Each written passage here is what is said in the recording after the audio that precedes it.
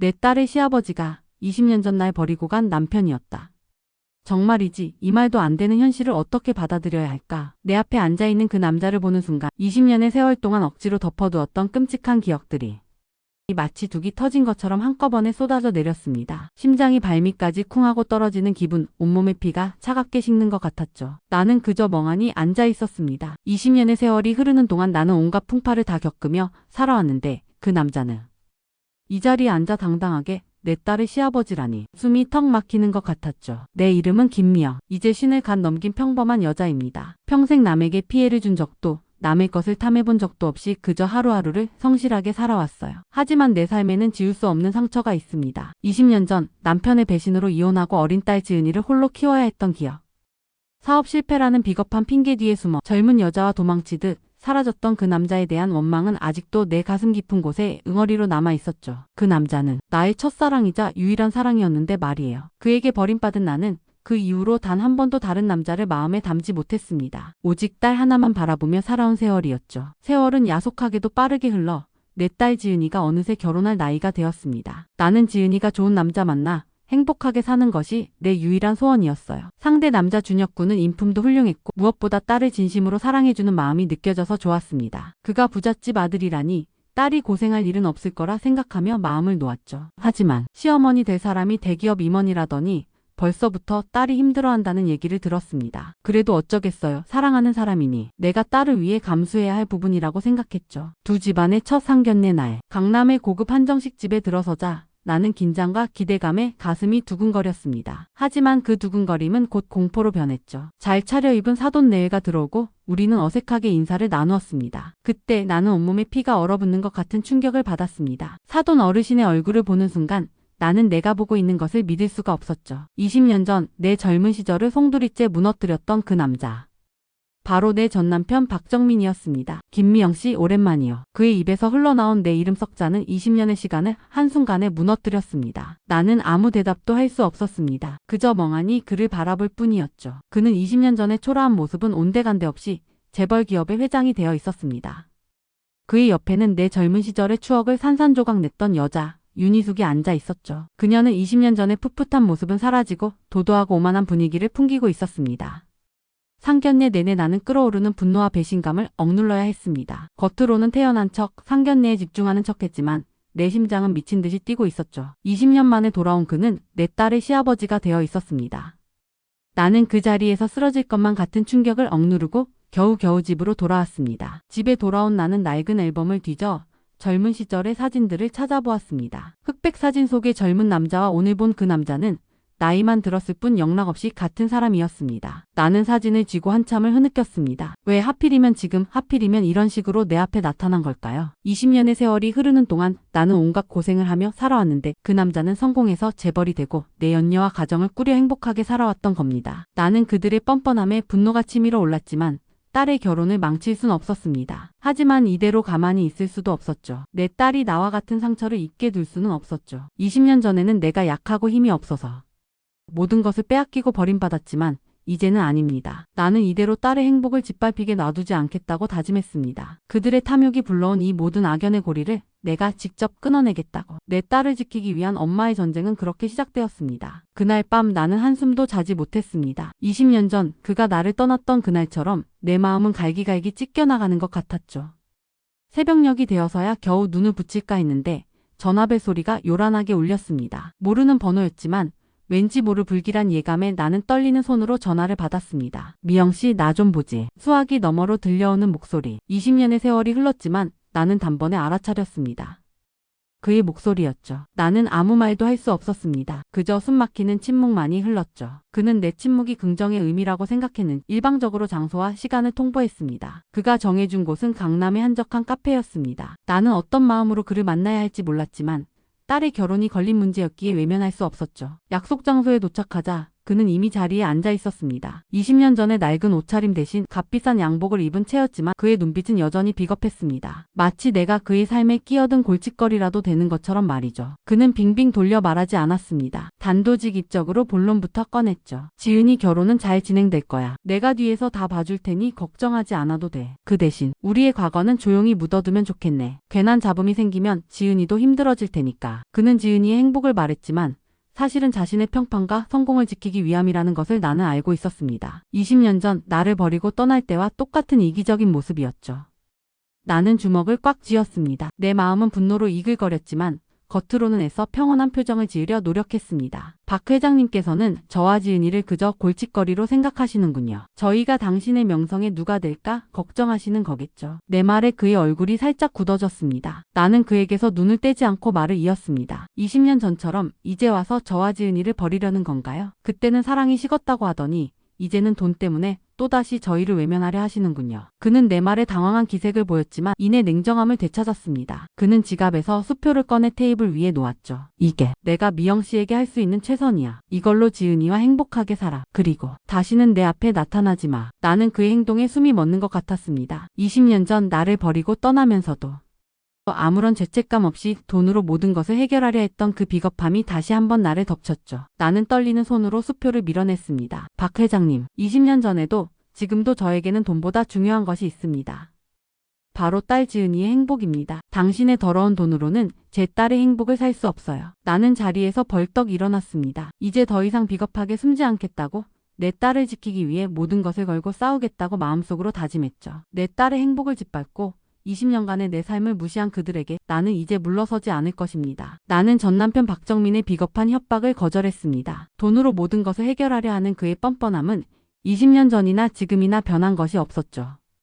이제 나는 더 이상 도망치지 않고 내 딸을 지키기 위해 싸우겠다고 굳게 다짐했습니다. 하지만 복수는 시작되었지만 겉으로는 아무 일도 없는 것처럼 평온한 일상을 가장해야 했습니다. 딸의 결혼을 무사히 치러내야만 했으니까요. 상견례가 끝나고 본격적으로 결혼 준비가 시작되었습니다. 가장 먼저 부딪힌 것은 시어머니 윤희숙과의 갈등이었습니다. 그녀는 모든 결혼 준비를 자신의 기준에 맞춰 바꾸려 들었죠. 딸 지은이와 내가 정성스럽게 고른 청첩장 디자인도 그녀의 마음에 들지 않았습니다. 지은아, 청첩장 디자인이 이게 뭐니? 너무 소박하지 않니? 우리 집안에 오는 손님들께는 조금 더 화려하고 품격 있는 청첩장이 필요할 것 같은데. 내가 아는 업체가 있으니 그쪽으로 다시 진행하자. 그녀는 다정한 척했지만 그 말 속에는 나를 향한 노골적인 무시가 담겨 있었습니다. 며느리인 지은이를 대하는 것이 아니라 마치 자신의 소유물을 대하듯 모든 것을 마음대로 결정하려 들었죠. 딸 지은이는 시어머니의 말에 상처를 받으면서도 억지로 웃으며 맞춰주려 애썼습니다. 윤희숙 씨, 지은이가 이 디자인이 좋다고 했잖아요. 내 말에 윤희숙은 싸늘한 눈빛으로 나를 바라보았습니다. 김미영 씨, 저희 집안일은 저희가 알아서 할게요. 며느리가 될 아이가 이 집안에 맞춰가는 것이 당연한 거 아니겠어요. 저는 미영 씨가 딸을 잘 가르쳤을 거라고 생각했는데 좀 실망스럽네요. 그녀는 나를 향해 교육 못 시킨 엄마라는 낙인을 찍으려 했습니다. 나는 끓어오르는 분노를 억지로 참아내야 했죠. 그들은 20년 전 나를 버리고 떠난 것에 대한 죄책감은커녕 오히려 나를 비웃고 있었습니다. 20년의 세월 동안 내가 겪었던 고통과 모멸감은 그녀에게는 아무것도 아니었던 거죠. 딸 지은이는 내 표정을 살피며 안절부절 못했습니다. 엄마 괜찮아. 어차피 결혼식 끝나면 내가 좋으면 되는 거지 뭐. 딸의 말에 나는 더 마음이 아팠습니다. 겉으로 드러내지 못하는 딸의 속마음을 알기에 나는 그저 미안한 마음뿐이었죠. 딸이 이런 모욕적인 말을 듣게 된 것. 이 모든 원인이 20년 전 나를 버리고 떠난 그 남자에게 있다는 사실에 나는 미칠 것 같았습니다. 그러던 어느 날 나는 그들의 추악한 계획을 엿들을 기회를 얻게 됩니다. 사돈댁을 방문했을 때 화장실에 가려다가 우연히 서재 문이 살짝 열려 있는 것을 발견했습니다. 그 안에서 윤희숙의 목소리가 들려왔죠. 정민 씨, 정말 그 여자랑 딸년 지은이 때문에 미칠 지경이야. 결혼식만 하고 나면 둘 다 어떻게 처리해야 할지 골치 아프네. 우리 아들 몫이 줄어들면 안 되잖아. 그녀는 내 딸을 딸년이라고 부르며 결혼 후에는 어떻게 내칠지 고민하고 있었습니다. 나는 숨을 멈추고 귀를 기울였습니다. 걱정 마. 내가 다 알아서 할 테니. 지은이는 우리 아들의 재산 상속에 방해가 되는 존재잖아. 걔는 결혼하자마자 어떻게든 조용히 내보내야 해. 당신 유산을 탐내는 것들이니까. 나는 그들의 대화에서 충격적인 사실을 알게 되었습니다. 윤희숙은 내 딸을 결혼을 위한 도구로 이용하고 있었습니다. 지은이는 재벌가에 들어가는 며느리가 아니라 윤희숙의 재산 상속 계획을 위한 꼭두각시였던 겁니다. 그들에게 딸은 사랑스러운 존재가 아니라 그저 목적을 위한 도구일 뿐이었습니다. 나는 이 모든 악연의 고리를 내가 직접 끊어내야겠다고 다짐했습니다. 더 이상 비겁하게 숨지 않고 그들의 추악한 민낯을 세상에 드러내겠다고. 나는 내 딸을 지키기 위해, 그리고 20년의 세월 동안 억눌러왔던 내 삶의 한을 풀기 위해 복수의 칼날을 갈기 시작했습니다. 그들의 추악한 대화를 엿듣고 난 후 나는 더 이상 참을 수 없었습니다. 내 딸 지은이가 그들의 재산 상속을 위한 도구였다는 사실은 20년 전 그 남자가 나를 버린 것보다 더한 배신감으로 다가왔죠. 그들은 내 딸의 순수한 사랑과 행복을 짓밟으려 하고 있었습니다. 나는 이제 더 이상 숨지 않겠다고, 내 딸을 지키기 위해 모든 것을 걸고 싸우겠다고 굳게 다짐했습니다. 복수를 결심한 후 나는 가장 먼저 과거의 기억들을 되짚어보기 시작했습니다. 박정민이 나를 버리고 떠난 지 20년이 되었지만 나는 그의 흔적을 완전히 지우지 못했었죠. 낡은 박스들 속에서 먼지가 쌓인 물건들을 뒤지기 시작했습니다. 그 안에는 결혼사진 앨범, 딸 지은이의 낡은 육아일기, 그리고 그가 사업을 하던 시절의 서류철이 있었습니다. 당시에는 나에게 아무런 의미도 없었던 것들이었지만 지금에 와서 보니 그것들이 복수의 실마리가 될 수도 있겠다는 생각이 들었습니다. 나는 서류철을 조심스럽게 꺼내 펼쳐보았습니다. 그 안에는 그가 사업을 운영할 때 사용했던 계약서와 재무 서류들이 들어 있었죠. 나는 그 서류들을 하나하나 꼼꼼히 살펴보았습니다. 그리고 놀라운 사실을 발견했습니다. 사업 실패의 원인이 단순히 시장 상황 때문이 아니었다는 것. 그가 투자했던 사업 중 하나가 사실은 윤희숙의 가족 회사와 얽혀 있었던 겁니다. 나는 그 서류들을 보며 소름이 돋았습니다. 박정민이 나를 떠나기 직전 그는 이미 윤희숙의 집안과 깊은 관계를 맺고 있었던 것이죠. 사업 실패는 그저 나를 버리기 위한 비겁한 핑계에 불과했던 겁니다. 그는 이미 윤희숙의 재력을 등에 업고 새로운 삶을 계획하고 있었던 거죠. 20년의 세월이 흘렀지만 그의 비열하고 계산적인 본성은 변하지 않았다는 사실에 나는 치를 떨었습니다. 그때 나는 또 하나의 충격적인 사실을 발견했습니다. 서류철 가장 아래에 숨겨져 있던 낡은 봉투 속에서 나는 박정민의 필체로 쓰여진 편지 한 통을 찾아냈습니다. 그것은 그가 나에게 쓴 마지막 편지였죠. 편지에는 나에게 미안하다는 말과 함께 자신의 사업 지분을 모두 내 딸 지은이에게 물려주겠다는 내용이 담겨 있었습니다. 당시에는 그가 나를 떠나면서 남긴 마지막 선물이자 미안함의 표현이라고 생각했습니다. 하지만 지금에 와서 보니 이것은 그의 재산을 둘러싼 복잡한 상속 싸움의 중요한 열쇠가 될 수도 있겠다는 생각이 들었죠. 나는 떨리는 손으로 편지를 쥐고 깊은 생각에 잠겼습니다. 20년 전에 그가 왜 이런 편지를 남겼을까? 단순한 미안함의 표현이었을까? 아니면 다른 이유가 있었을까? 나는 이 편지가 박정민과 윤희숙의 계획을 무너뜨릴 결정적인 증거가 될 수도 있겠다는 희망을 품게 되었습니다. 나는 더 이상 그들의 계획에 휘둘리지 않겠다고 다짐했습니다. 20년 전 내가 가졌던 모든 것을 빼앗아간 그들에게 이제는 내가 가진 것으로 복수하겠다고. 그렇게 나는 복수를 위한 구체적인 계획을 세우기 시작했습니다. 20년 전 그가 남기고 간 서류와 편지는 단순한 유물이 아닌 복수를 위한 강력한 무기였습니다. 나는 그 편지에 담긴 딸 지은이에게 사업 지분을 물려주겠다는 내용이 박정민 회장과 윤희숙에게 어떤 의미인지 깨달았죠. 그것은 곧 지은이가 단순한 며느리가 아니라 그룹의 상속녀 중 한 명이 될 수 있다는 것을 의미했습니다. 윤희숙이 그토록 경계하고 견제했던 이유를 이제야 알게 된 겁니다. 나는 복수를 위한 첫걸음으로 그들의 가장 큰 약점을 파고들기로 했습니다. 바로 재산 상속 문제였죠. 나는 변호사 친구에게 전화를 걸어 20년 전의 서류와 편지에 대해 조심스럽게 물었습니다. 친구는 그 서류들이 충분히 법적 효력을 가질 수 있다고 조언해 주었습니다. 박정민이 아직 살아있고 지은이가 그의 친딸이라는 사실만 명확히 증명된다면 말이죠. 그 순간 내 심장은 다시 한번 뜨겁게 타올랐습니다. 나는 그들에게 정면으로 맞서기로 결심했습니다. 20년 전 나를 버리고 떠나면서 모든 것을 빼앗아간 그들에게 이제는 내가 가진 것으로 복수하겠다고.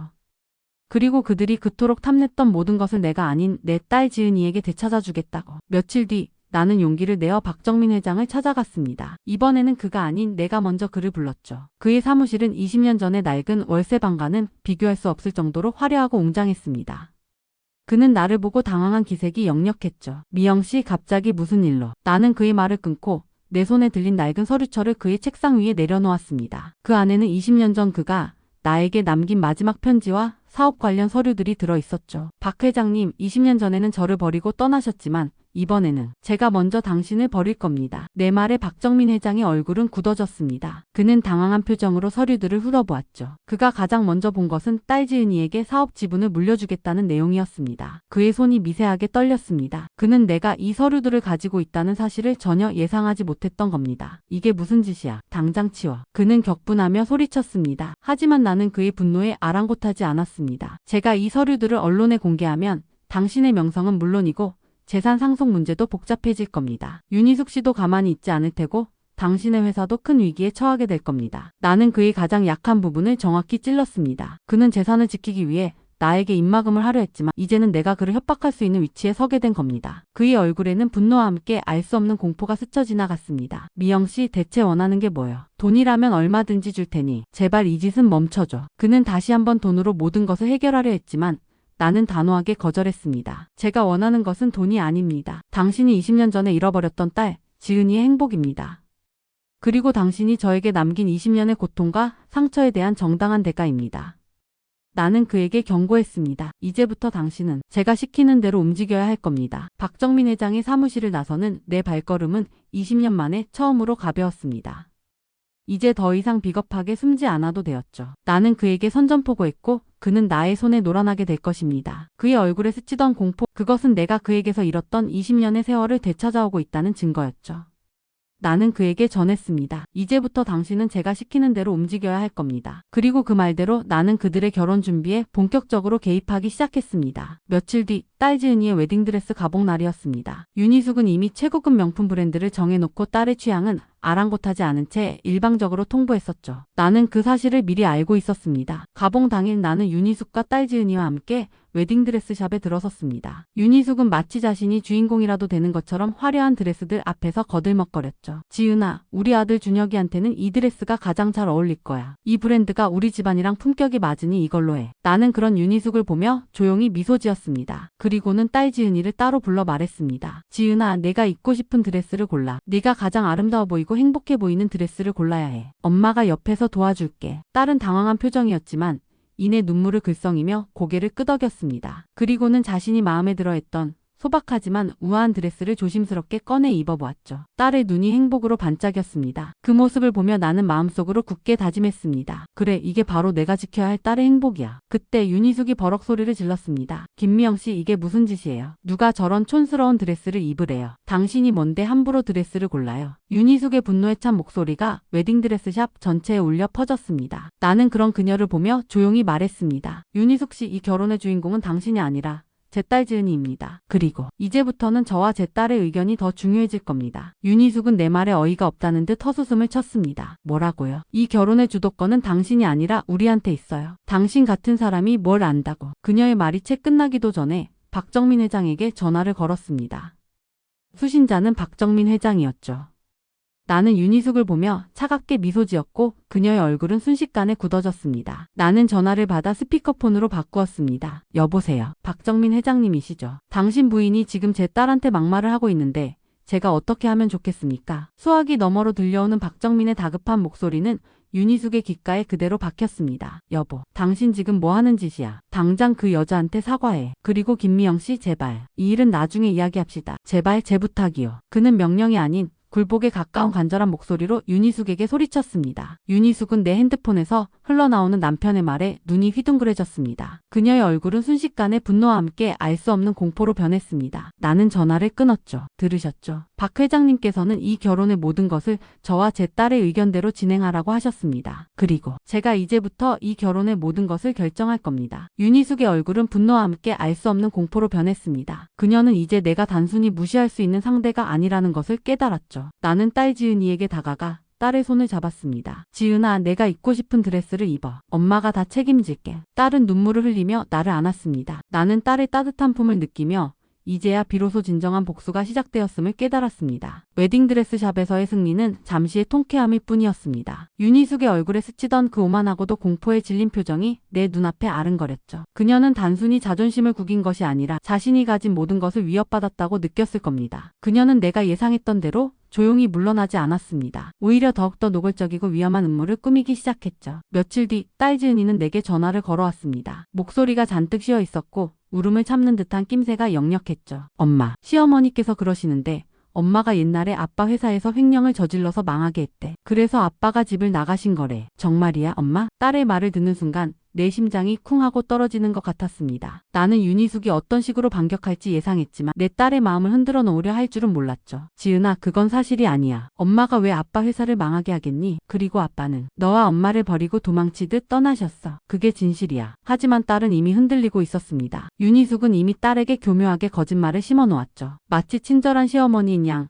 진실을 알려주는 척하면서 말이에요. 나는 윤희숙의 간악함에 치를 떨었습니다. 그녀는 내 딸의 마음을 이간질하여 나와 딸의 관계를 무너뜨리려 했습니다. 그것은 나를 향한 직접적인 공격이었죠. 나는 더 이상 그녀의 노골적인 횡포를 가만히 두고 볼 수 없었습니다. 지은아, 엄마를 믿어줘. 엄마는 절대로 너를 속이거나 배신한 적 없어. 모든 진실은 곧 밝혀질 거야. 나는 윤희숙의 음모에 맞서기 위해 박정민 회장에게 전화를 걸었습니다. 그는 내 전화를 받고 잔뜩 긴장한 목소리로 말했죠. 미영씨, 무슨 일이요? 박 회장님, 당신 부인이 제 딸에게 말도 안 되는 소리를 짓거렸더군요. 당신이 횡령을 저질러서 회사가 망했다고. 그래서 딸이 아버지를 미워하게 만들고 저를 비난하게 만들었습니다. 미영씨, 그건 내가 오해를 풀도록 노력할 테니 제발 좀 기다려주시오. 그는 여전히 자신의 평판과 재산을 지키기에 급급했습니다. 나는 그런 그에게 분노를 터뜨렸습니다. 박 회장님, 당신은 20년 전에 이미 제 딸과 저를 버렸습니다. 이제 와서 당신의 재산을 위해 제 딸의 행복을 짓밟으려 하지 마세요. 당신이 만약 이 일을 해결하지 않으면 20년 전 그 편지를 언론에 공개할 겁니다. 내 말에 박정민은 아무 대답도 하지 못했습니다. 나는 전화를 끊고 윤희숙의 음모에 맞서기 위한 다음 계획을 세웠습니다. 그들은 내 딸을 이용하려 했지만 나는 그들의 계획을 역이용하여 그들을 무너뜨릴 것입니다. 이후 나는 딸 지은이와 함께 박정민의 유언장에 대해 이야기했습니다. 엄마, 아빠가 저한테 재산을 물려주겠다고요? 이 딸은 충격과 함께 혼란스러워했죠. 나는 딸에게 20년 전 그가 남긴 편지를 보여주며 말했습니다.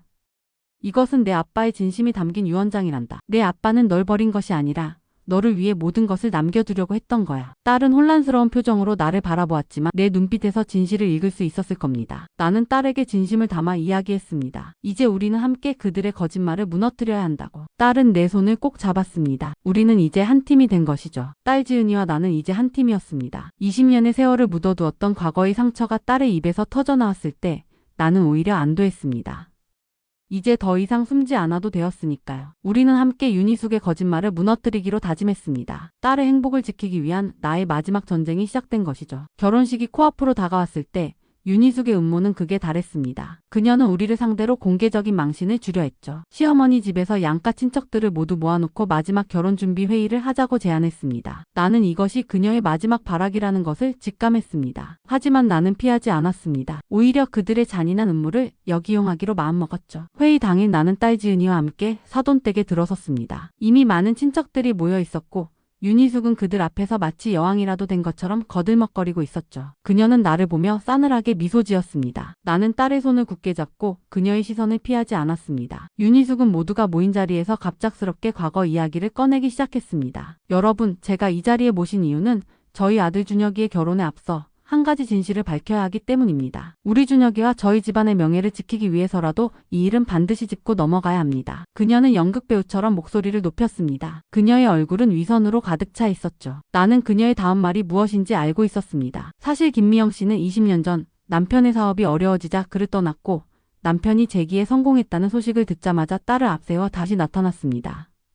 지은이 역시 어머니의 욕심을 돕기 위해 결혼을 이용하고 있는 것일 뿐이죠. 저희는 이런 탐욕스러운 집안과 사돈을 맺을 수는 없다고 생각합니다. 윤희숙은 기다렸다는 듯 미리 준비한 듯한 낡은 신문기사 조각을 꺼내 보였습니다. 물론 그것은 악의적으로 편집된 기사였죠. 친척들은 웅성거리기 시작했고 몇몇은 나를 향해 수군거리기 시작했습니다. 딸 지은이는 내 손을 꽉 잡았고 준혁 군은 당황한 표정으로 어쩔 줄 몰라 했습니다. 나는 가만히 있었습니다. 그들의 비열한 음모에 굴복하지 않고 조용히 그들의 마지막 발악을 지켜보았죠. 윤희숙의 연극이 절정에 달했을 때 나는 조용히 입을 열었습니다. 윤희숙 씨, 그건 거짓말입니다. 그리고 이제 진실을 말씀드리겠습니다. 나는 내 손에 들린 20년 전 박정민 회장이 남긴 서류와 편지를 꺼내 들었습니다. 그리고 딸에게 보여주었죠. 지은아, 그리고 여기 계신 모든 분들, 이 서류는 20년 전 남편이자 지은이 친아버지이신 박정민 회장님이 저에게 남기신 것입니다.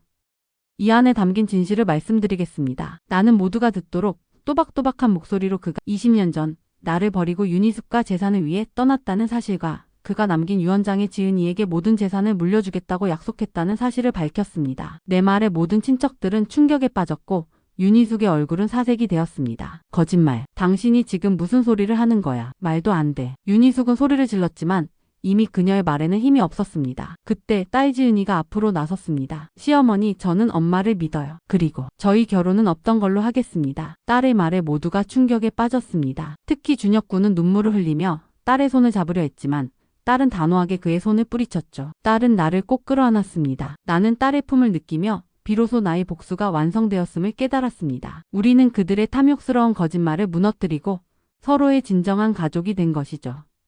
회의실은 침묵에 휩싸였습니다. 딸 지은이가 결혼을 없던 일로 하겠다는 선언을 했을 때 모두가 충격에 빠졌죠. 윤희숙의 얼굴은 분노와 함께 모멸감으로 일그러졌습니다. 그녀가 그토록 쌓아 올린 명예와 권위가 한순간에 무너져 내리는 순간이었죠. 내 손에 들린 20년 전 서류 한 장이 그녀의 모든 거짓말을 산산조각 내버린 겁니다.